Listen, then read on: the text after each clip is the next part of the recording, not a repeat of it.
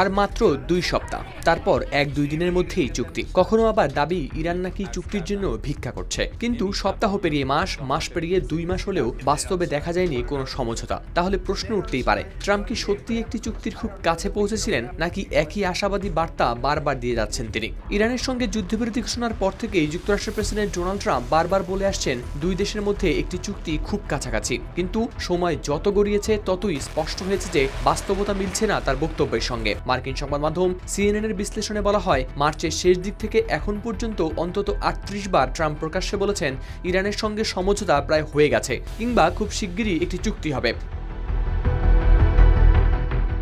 সবকিছু শুরু গেল মার্চ মাসে। যুদ্ধের তখন 1 মাসও পূর্ণ হয়নি। সাংবাদিকদের সঙ্গে আলাপে ট্রাম্প বলেছিলেন প্রায় সব গুরুত্বপূর্ণ বিষয়ে সমঝোতা হয়ে গেছে, কিন্তু সে সময় ইরানই অস্বীকার করেছিল কোনো ধরনের আলোচনার অস্তিত্ব।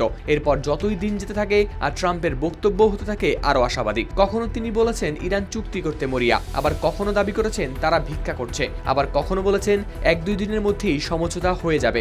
গেল 7 এপ্রিল যুদ্ধবিরতি ঘোষণার সময় ট্রাম্প বলেছিলেন মাত্র 2 সপ্তাহের মধ্যেই চুক্তি সম্পন্ন হবে, কিন্তু সেই 2 সপ্তাহ শেষ হয়েছে অনেক আগেই। এপ্রিল, মে, এমনকি জুন মাসেও একই ধরনের বক্তব্য দিয়ে গেছেন মার্কিন প্রেসিডেন্ট। গেল মে মাসে তিনি স্বীকারও করেছিলেন যে এর আগেও তারা ভেবেছিলেন চুক্তি খুব কাছাকাছি, কিন্তু শেষ পর্যন্ত তা সফল হয়নি। তবে তখনও তার দাবি ছিল এবার পরিস্থিতি ভিন্ন।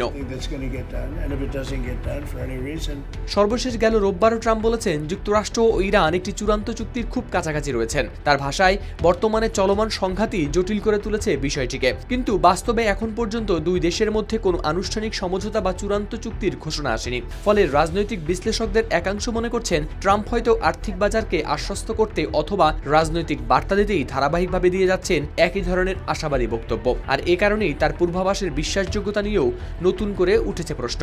মার্চ থেকে জুন প্রায় 3 মাসে 38 বার চুক্তির আশ্বাস, কিন্তু বাস্তবে এখনও নেই কোনো স্বাক্ষর, নেই কোনো ঘোষণা। অনেকের ধারণা ট্রাম্প হয়তো পৌঁছাতে পারেননি চুক্তির কাছাকাছি, তাই চুক্তি আসছে কথাটি হয়তো তার নতুন রাজনৈতিক কৌশল।